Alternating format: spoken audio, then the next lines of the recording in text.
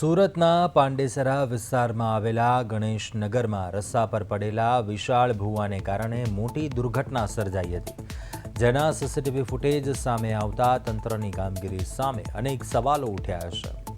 થોડા સમય પહેલા જ બનાવવામાં આવેલા આ નવા રોડ પર મસમોટો ભૂવો પડી ગયો હતો, જેમાં સૌપ્રથમ એક નાનો ટેમ્પો ગરકાવ થયો અને ઘટના બાદ પણ તંત્ર દ્વારા યોગ્ય તકેદારી રાખવામાં ન આવતા થોડી વારમાં જ મુસાફરોથી ભરેલી એક ખાનગી બસ ભૂવામાં ખાબકી હતી. આ સમગ્ર ઘટના સુરત મહાનગરપાલિકાની પ્રી મોન્સૂન કામગીરી અને રોડની ગુણવત્તા પર ગંભીર પ્રશ્નો ઊભા કરે છે. સદનસીબે અકસ્માતમાં કોઈ મોટી જાનહાનિના અહેવાલ નથી, પરંતુ પાલિકાની બેદરકારીના પગલે સ્થાનિકોમાં ભારે રોષની લાગણી જોવા મળી હતી.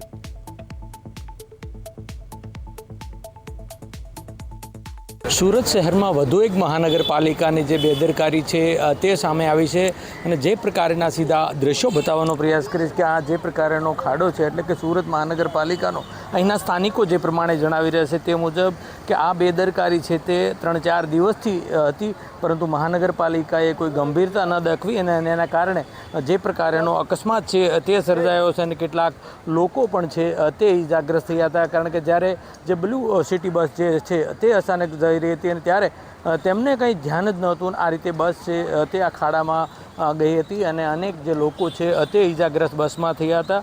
પરંતુ સુરત મહાનગરપાલિકાનું તંત્ર એટલે કે જે રીતનો અણધડ વહીવટનો નમૂનો છે તે એક બાદ એક કરવામાં માહિર છે, તે ત્યારે વધુ એક આ નમૂનો છે તે ચોક્કસથી કહી શકાય. અને આપણે જે રીતે સ્થાનિકો સાથે જ વાત કરીશું, શું કહેશો, ક્યારની આ તમને આ ખાડાને ખ્યાલ છે અને શું કહેશો આ વિસ્તારમાં?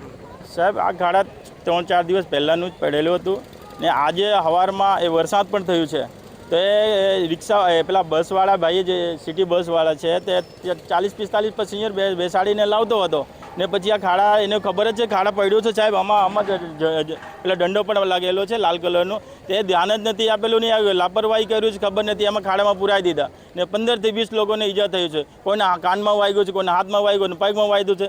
ઘણા લોકો તો સિવિલ ગયા છે અને ઘણા લોકો સ્થાનિક હોસ્પિટલમાં ગયા છે સાહેબ. આ ખાડો છે તમે કેટલા સમયથી જોઈ રહ્યા હતા? મેં તો સાહેબ વર્ષોથી ખાડા જોઉં છું, પણ હા વર્ષોથી જોઉં છું, પણ 2-3 દિવસ રિપેરિંગ પણ કરી દીધા છે એસએમસી વાળા ને. આ જ ખાડા પડી 4 દિવસથી મોટો પડી ગયેલો હતો, એટલે સાહેબ આ બનાવ બન્યું સાહેબ. એસએમસીમાં આમાં પૂરા જવાબદારી એસએમસીને આવે સાહેબ. આમાં તો શું કહે છે આ રીતે સુરત મહાનગરપાલિકાની જે બેદરકારી છે અને લોકોને, નિર્દોષ લોકોને આમાં ભોગ બનવું પડે છે સાહેબ? એ તો હવે વધારે કહું તો તમને ખ્યાલ છે કે અમારા ઉપર દબાણ આવશે, એટલે એસએમસીનું પૂરો જે જવાબદારી છે ને એસએમસીનું છે સાહેબ, અને પછી બસ ડ્રાઈવર કંડક્ટરનું છે સાહેબ.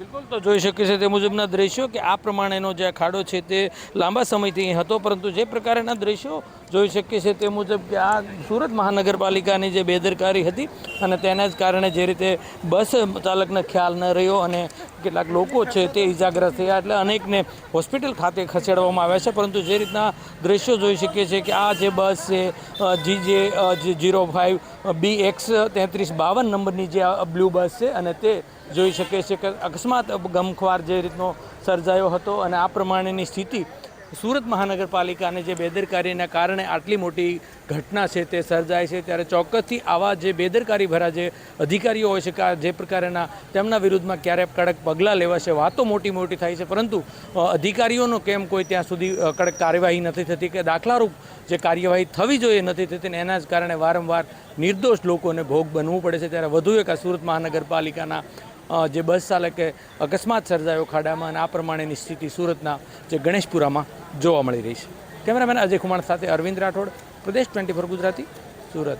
ચાલુ થઈ અહીંયા પાણી ભરેલું હતું તો ડાયરેક્ટ ડ્રાઈવર હતો, ખાડામાં ગાડી મૂકી દીધી. હા, ગાડીમાં બેઠેલો હતો તો અહીંયા વરસાદ પડતો હતો તો એને કંઈ દેખાયું કે નહીં દેખાયું તો ડાયરેક્ટ ખાડામાં ગાડી ચાલી. એમાં 20 થી 25 જણ હતા. હા, 20 ને 25 જણ થયા તો 10-15 ચોટ આવી છે અને મને બી થયું છે. મને અહીંયા પાછુમાં છે અને હાથમાં છે.